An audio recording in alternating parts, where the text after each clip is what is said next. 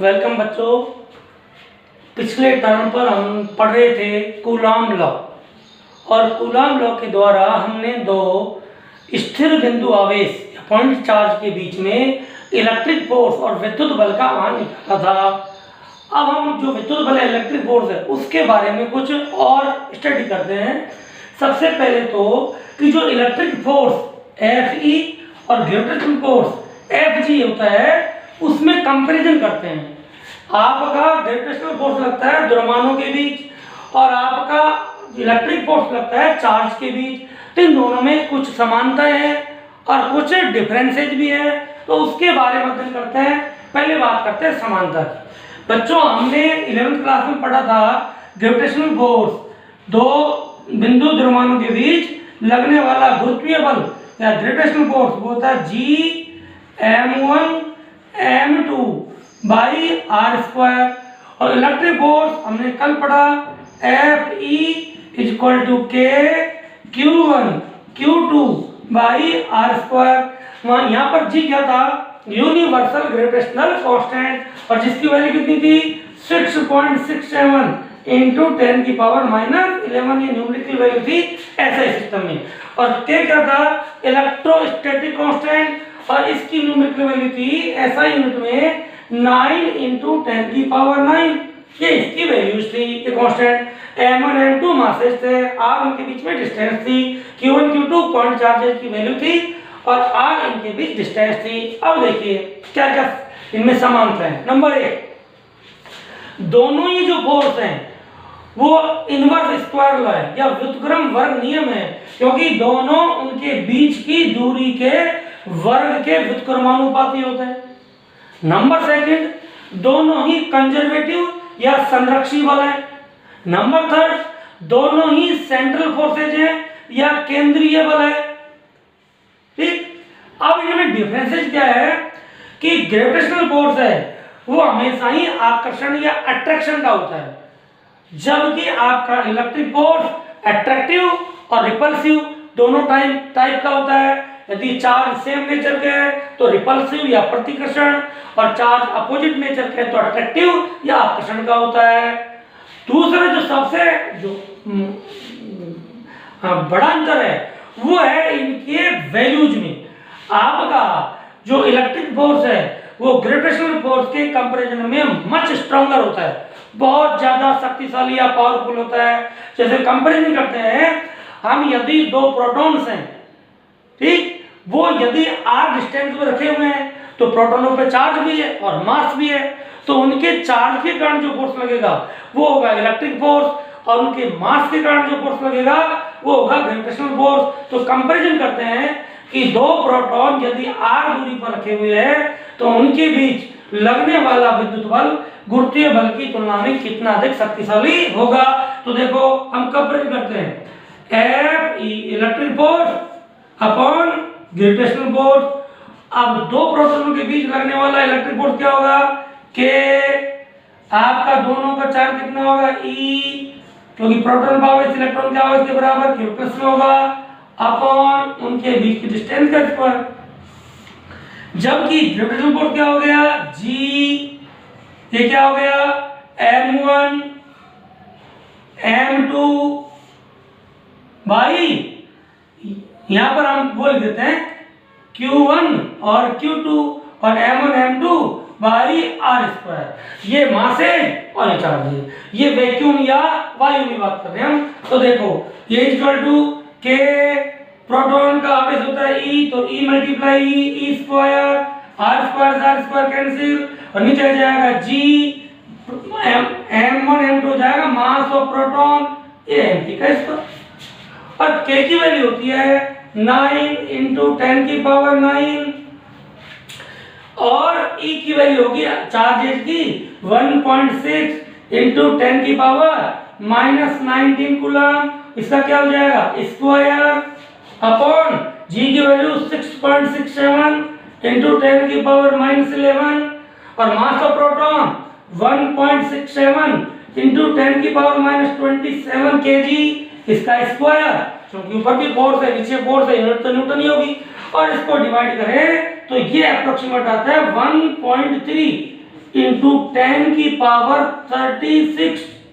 इसको देखिए, ये देखिए 10 की पावर 36 टाइम्स मच स्ट्रॉन्गर होता है इलेक्ट्रिक फोर्स किसके कंपैरिजन में, ग्रेविटेशनल फोर्स के कंपैरिजन में। किसके लिए, यदि दो प्रोटॉन रखे हुए तो प्रोटॉनों के बीच लगने वाला विद्युत बल गुरुत्वीय बल की तुलना में लगभग 10 की घात 36 गुना अधिक शक्तिशाली होता है। यदि हम दोनों प्रोटॉन के स्थान पर एक तो प्रोटॉन ले और एक इलेक्ट्रॉन ले तो ये फोर्स है जो अप्रोक्सीमेट 10 की पावर 39 टाइम स्ट्रॉन्गर होगा, क्योंकि इलेक्ट्रॉन का मास प्रोटॉन के मास के कंपैरिजन में कम हो गया, तो मास तो घट गया लेकिन चार्ज में कोई फर्क नहीं पड़ा, अतः गुरुत्वीय बल और कम हो गया, विद्युत बल वही रहा। और यदि दोनों ही इलेक्ट्रॉन हो तो ये अप्रोक्सीमेट 10 की पावर 41 टाइम स्ट्रॉन्गर होते हैं। तो हमें ध्यान रखना है कंपटीशन क्वेश्चन वगैरह में कि दो प्रोटॉनों के बीच लगने वाला विद्युत बल चुंबकीय बल की तुलना में 10 की घात 36 गुना, एक प्रोटॉन और इलेक्ट्रॉन के लिए 10 की घात 39 गुना, दोनों इलेक्ट्रॉनों के बीच लगने वाला 10 की घात 41 गुना शक्तिशाली होता है। तो ये हमने पढ़ा, हमने comparison between electric force and gravitational force. अब बच्चों नेक्स्ट हमारा है बहु आवेशों के मध्य बल एवं अध्यारोपण का सिद्धांत, force between multi charges and principle of superposition. ये क्या प्रिंसिपल है कि अब तक केवल हमने 2 पॉइंट चार्ज की बात की है। अब यदि हमारे पास एक ऐसा सिस्टम है इसमें खूब सारे पॉइंट चार्जेज हैं, तो इन बहुत सारे पॉइंट चार्ज के कारण किसी एक पॉइंट चार्ज पर कुल फोर्स या नेट फोर्स कितना लगेगा वो प्रिंसिपल ऑफ सुपरपोजिशन के द्वारा निकाला जाता है। इसके अनुसार किसी बिंदु आवेश पर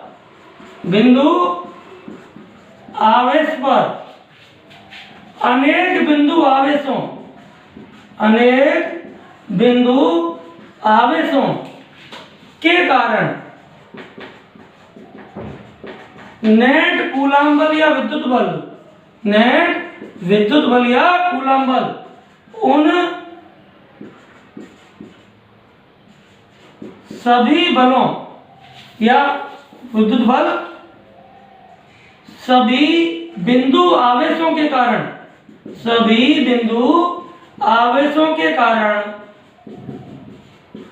लगने वाले अलग अलग विद्युत बलों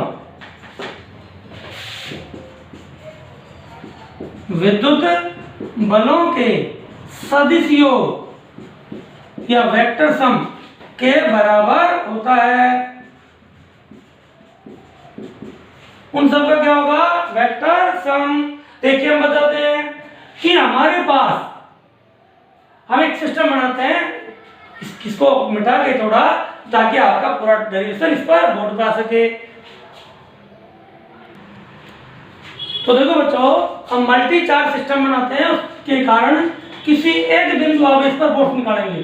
तो सबसे पहले तो हम आपका निर्देश तंत्र या फ्रेम ऑफ रेफरेंस बनाते हैं। ये axes, X axes, Y axes और जेड एक्सेस, ये आपका क्या है, ओरिजिन। अब इस पर आपका कोई पॉइंट चार्ज है Q0 या Q0 और इसका पोजीशन वेक्टर है आपका, इसका पोजीशन वेक्टर ले लें R0 वेक्टर। और इस पॉइंट चार्ज पर अनेक पॉइंट चार्जेस का नेट फोर्स निकालना है। किसके द्वारा, प्रिंसिपल ऑफ सुपरपोजिशन द्वारा। तो ये मान लें कि हमारे पास एक पॉइंट चार्ज ये है Q1 और इसका पोजीशन वेक्टर है, इसका पोजीशन वेक्टर हो गया R1 वेक्टर। इसी तरह से वो कोई आपका पॉइंट चार्ज ये है Q2 और इसका जो पोजीशन वेक्टर है ये सपोज करो ये है R2 वेक्टर। इसी तरह से Q3, Q4 और इसी तरह से ये कोई पॉइंट चार्ज है Qn और इसका पोजीशन वेक्टर है Rn वेक्टर। अब हमने पढ़ा है कूलम्ब में कि दो बिंदु आवेशों के मध्य लगने वाला विद्युत बल दोनों आवेशों को मिलाने वाली रेखा के अनुदिश होगा।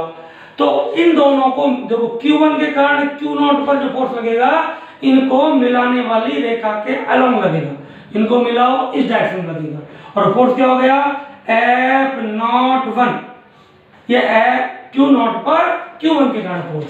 इसी तरह से Q2 के कारण Q0 या Q0 पर फोर्स लगेगा, वो इनको मिलाने वाली लाइन के अलोंग लगेगा, इस डायरेक्शन में लग जाएगा। ये क्या हो गया F02, ये हो जाएगा। इसी तरह से ये जो Qn है इसके कारण फोर्स क्या लगेगा, इन दोनों को मिलाने वाली लाइन के अलोंग लगेगा, और वो इस डायरेक्शन में आ जाएगा। और ये फोर्स कौन सा लिखेंगे हम F0n। और इस तरह से Q0 पर Q1, Q2, Q3, Q4, Qn के कारण जो टोटल फोर्स लगेगा वो क्या होगा, ये फोर्स, ये फोर्स, ये फोर्स, इन सभी फोर्सों का वेक्टर सम होगा। ठीक, अतः माना बिंदु आवेशों Q1, Q2, Qn के स्थिति सदिश के पोजीशन वेक्टर, स्थिति सदिश r1 vector, r2 vector and rn vector है। इन बिंदु आवेशों के कारण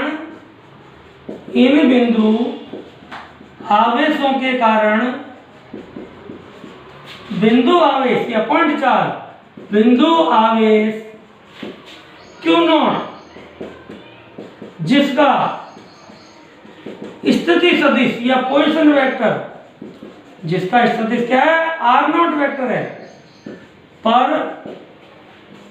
लगने वाले विद्युत बल या इलेक्ट्रिक फोर्स क्रम से क्या हो F01 vector, F02 vector and F0n vector हो, तो अध्यारोपण के सिद्धांत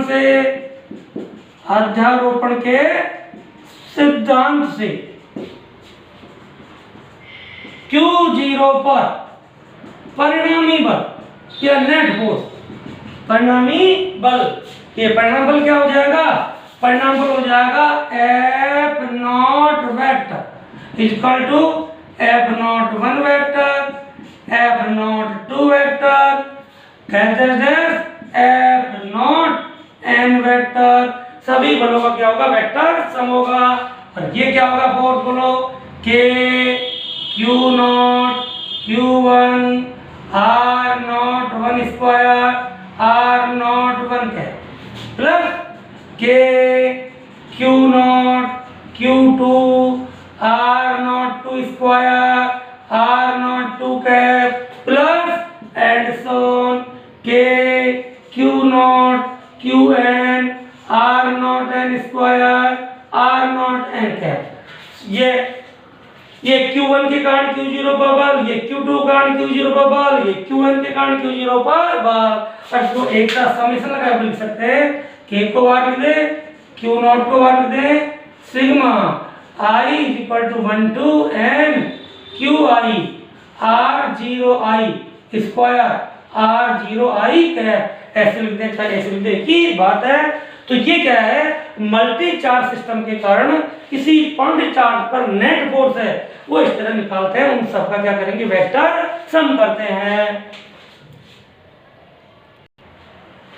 बच्चों कई बार एग्जाम में पूछा जाता है कूलाम नियम का, हमें तो लिखो एक मार्क्स का क्वेश्चन पूछ लेते हैं और बच्चे कंफ्यूज होते हैं कि इसका इंपॉर्टेंस मींस सिग्निफिकेंस या इसकी सार्थकता क्या है।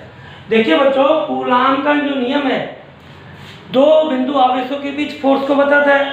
तो देखिए, एक तो हमारे परमाणु में जो इलेक्ट्रॉन नाभिक के चारों ओर परिक्रमा करते हैं, तो उनके बीच में जो आपका कूलाम फोर्स है या विद्युत बल है उसके द्वारा ही अभिकेंद्रीय बल या सेंट्रीपिटल फोर्स लगता है। तो एक तो परमाणु के स्टाइल को समझाने में आपका कूलाम नियम की इंपॉर्टेंस है। उसके अलावा जो अंतरा परमाणविक बल, कोई अणु का निर्माण है या पदार्थ निर्माण में अंतरा आणविक बल, इंट्रा मॉलिक्यूलर फोर्स और इंट्रा एटॉमिक जो फोर्सेज है वो भी आपके इलेक्ट्रिक फोर्स या कूलाम फोर्स ही होते हैं। इसके द्वारा हम अणुओं के और परमाणुओं के बीच लगने वाले बलों को भी समझा सकते हैं। उसके अलावा हमारे नेचर में ग्रेविटेशनल फोर्स को छोड़ दें तो उसके अलावा जो भी फोर्स जो काम कर रहा है वो आपका इलेक्ट्रोमैग्नेटिक फोर्स ही होता है। तो इसकी इंपॉर्टेंस या सिग्निफिकेंस होती है।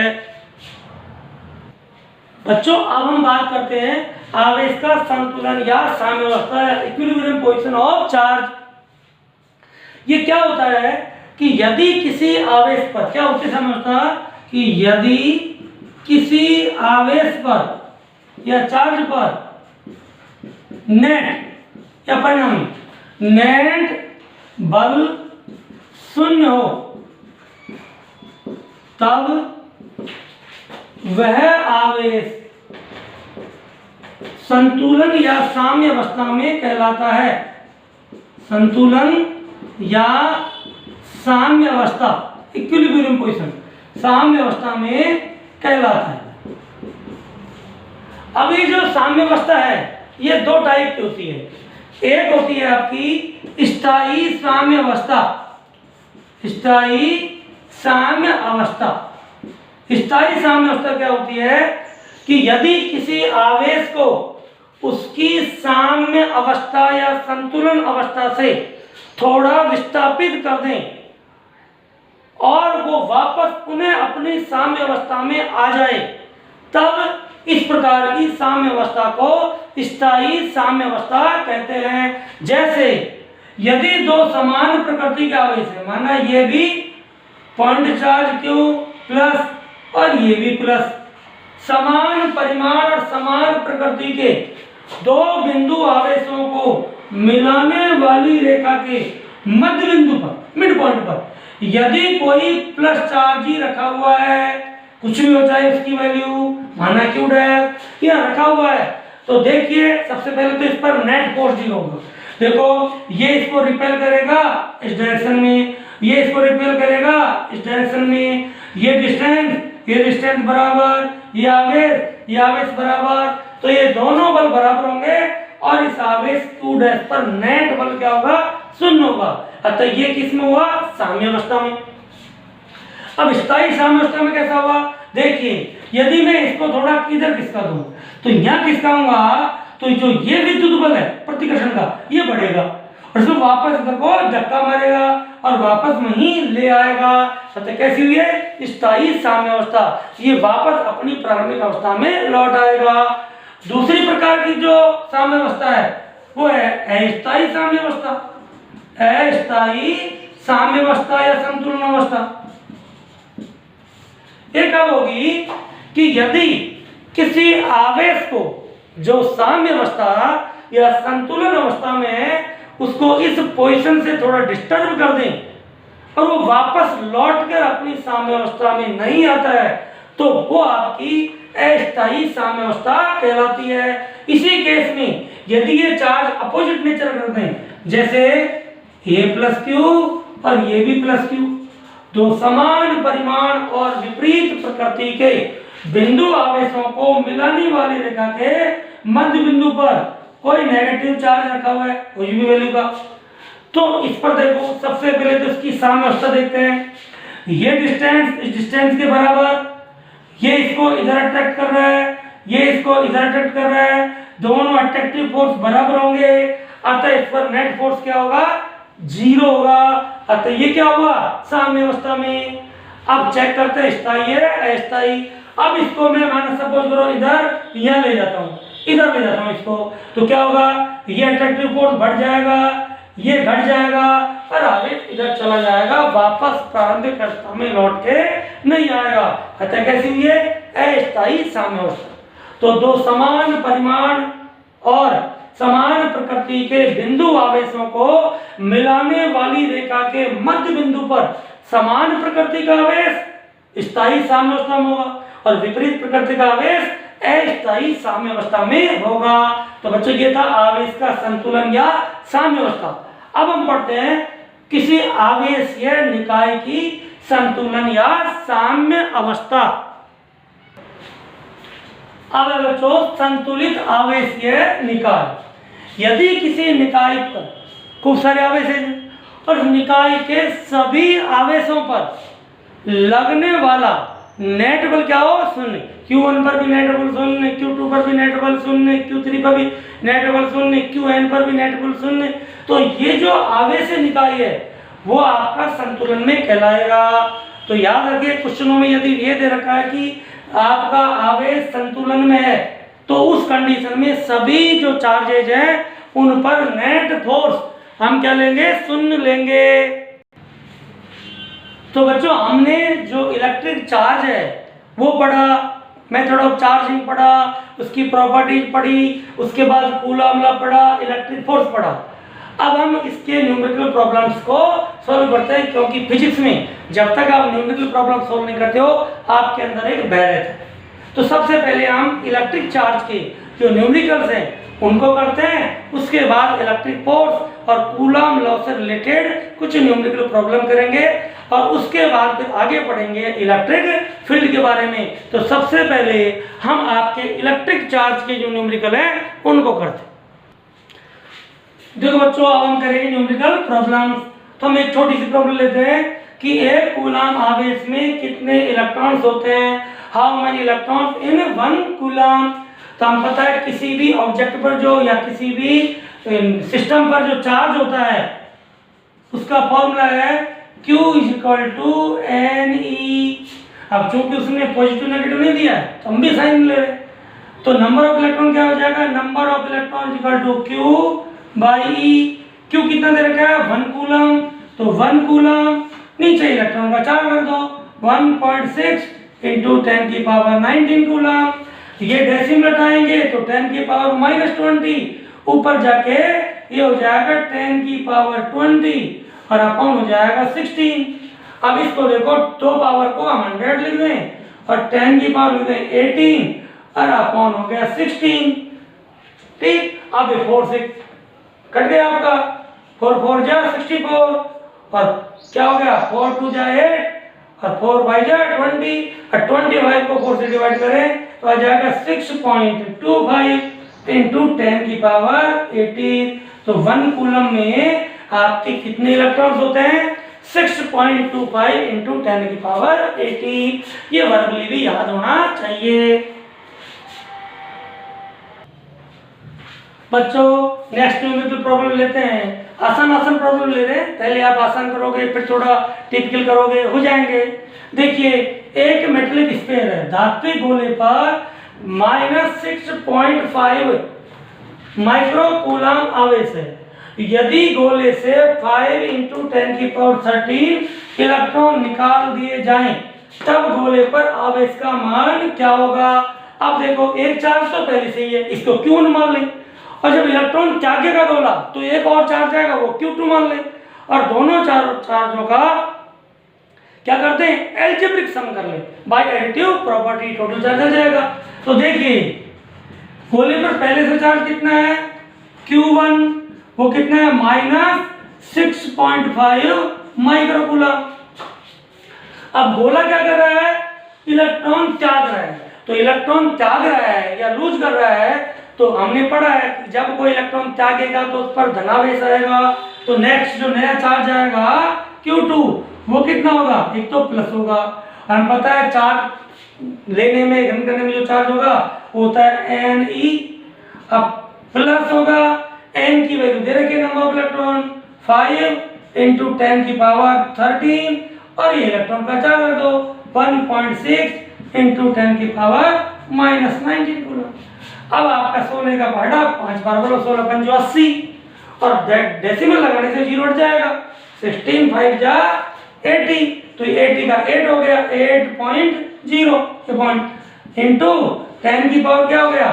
19 में से 13 गए तो -6 कूलम, ये हो गया 8 × 10⁻6 कूलम, और 10 की पावर -6 को बोलते हैं माइक्रो, तो ये हो गया 8 माइक्रो कूलम। किसमें? प्लस में। तो आपके इसका मतलब इस पेपर पर 2 चार्ज हो गए, Q1 और Q2। तो आप देखो टोटल चार्ज क्या हो गया?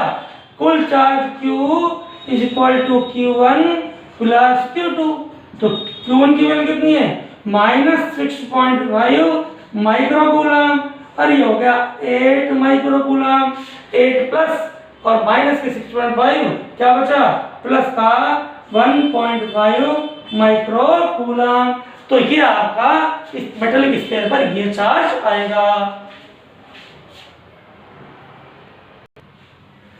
बच्चों नेक्स्ट थर्ड क्वेश्चन है, निम्न स्थितियों में आवेशों Q1 व Q2 के मध्य बल की प्रकृति बताइए। हमें फोर्स की नेचर बतानी है कि वो अट्रैक्टिव है या रिपल्सिव है, अर्थात आकर्षण है या प्रतिकर्षण है। अब देखिए हम फर्स्ट स्थिति की बात करते हैं, दोनों आवेशों का गुणनफल 0 से अधिक है, और 0 से अधिक का मतलब धनात्मक है, पॉजिटिव है। हमें पता है कि दोनों चार्ज या तो नेगेटिव हो, तब नेगेटिव मल्टीप्लाई नेगेटिव प्लस आ सकता है, या दोनों ही चार्ज पॉजिटिव हो तब पॉजिटिव मल्टीप्लाई पॉजिटिव पॉजिटिव आ सकता है। अतः दो आवेशों का गुणनफल प्लस तभी होगा या 0 से बड़ा तभी होगा जब दोनों की नेचर सेम हो या दोनों के साइन सेम हो, और जब दोनों के साइन सेम होते हैं तो कैसा बल लगेगा प्रतिकर्षण बल। तो लिखेंगे जब Q1 Q2 > 0 तो बल प्रतिकर्षण प्रकृति का होगा। कैसा होगा रिपल्सिव, इनके बीच बल क्या होगा रिपल्सिव। सेकेंड, अब आप समझ गए होंगे कि 0 से कम है नेगेटिव, और नेगेटिव गुणनफल तभी आ सकता है जब Q1 Q2 में से एक पॉजिटिव और एक नेगेटिव हो, और जब चार्ज विपरीत प्रकृति के हो गए तो उनके बीच बल कैसे लगेगा आकर्षण का। इसलिए जब Q1 Q2 <0 तो बल कैसे होंगे आकर्षण अट्रैक्टिव, आकर्षण प्रकृति का होगा।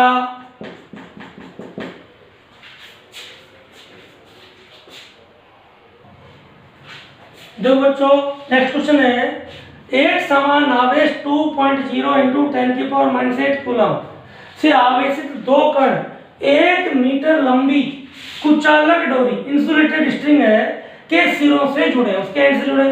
एक चिकनी समतल मेज फ्रैक्शनल लेस जो मेज है उस पर स्थित है, डोरी में तनाव या टेंशन निकालिए। तो देखो ये 1 मीटर की क्या है डोरी, तो आवेशों की दूरी कितनी होगी 1 मीटर। ये आपका एक कण है पार्टिकल, ये दूसरा कण है, और दोनों पे चार्ज कितना है 2 × 10⁻⁸ कूलम और 2 × 10⁻⁸ कूलम। इनके बीच क्या लग रहा है प्रतिकर्षण बल, और ये डोरी को क्या करेंगे खींचेंगे, और खींचेंगे तो क्या होगा इस पर क्या होगा डोरी में एक तनाव आएगा T। तो तनाव T किसके बराबर हो गया बोलो, इनके बीच लगने वाले कूलम प्रतिकर्षण बल के बराबर हो गया। चूंकि इन्हें तो फ्रैक्शनल फोर्स है ठीक, चूंकि घर्षण क्या है चिकनी समतल है, अतः केवल जो तनाव होगा वो किसके बराबर होगा आपके इनके बीच लगने वाले कूलम बल के बराबर। तो तनाव T बराबर F के होगा, और क्या होता है K Q1 Q2 /r², और यहाँ पर Q1 बराबर Q2 दोनों कितने दे रखे हैं 2 × 10⁻⁸ कूलम। इसलिए तनाव टेंशन क्या हो गया 9 × 10⁹ × 2 × 10⁻⁸ × 2 × 10⁻⁸ और अपॉन कितनी डिस्टेंस 1 मीटर, ये 1 हो गया इतना न्यूटन। अब देखिए क्या होगा,